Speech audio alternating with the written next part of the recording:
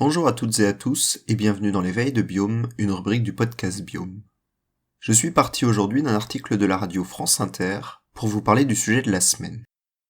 En effet, une chronique a été consacrée au thème du jour, Camille se met au vert, par Camille Cronier, dans l'émission La Terre au carré du 14 février dernier.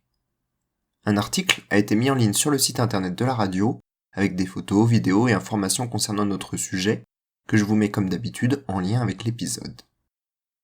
Dans cet article et cette chronique, on apprend qu'un nouveau ver a été découvert récemment en France, dans les Pyrénées-Atlantiques, mais aussi en Italie, et a été décrit notamment par un chercheur du Muséum d'histoire naturelle, le professeur Jean-Loup Justine. Ce ver appartient entre autres au règne animal, à l'embranchement des platelmintes, les vers plats, et à la sous-famille des bipalinés qui ont une tête en forme de marteau. Il existe deux grands embranchements de vers autres que les platelmintes.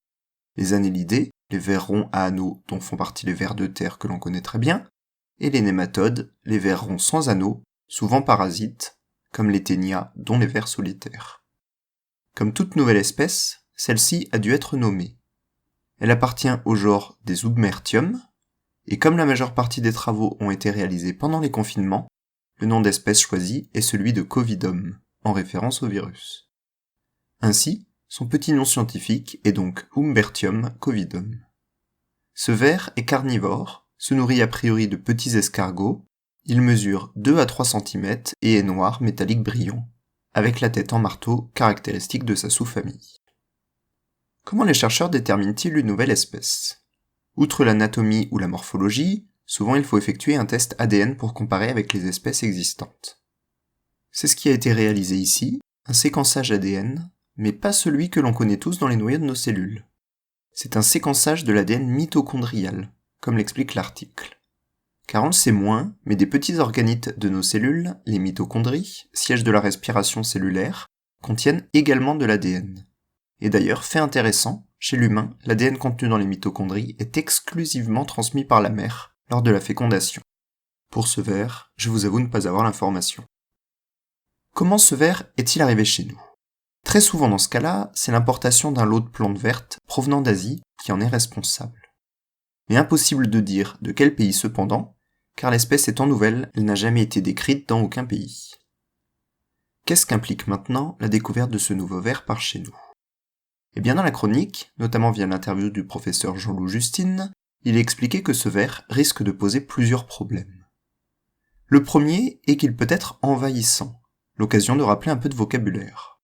Une espèce envahissante est une espèce qui, dans certaines conditions, peut se développer de manière très importante, au détriment d'autres espèces de l'écosystème, en créant de gros dégâts ou gros changements dans celui-ci.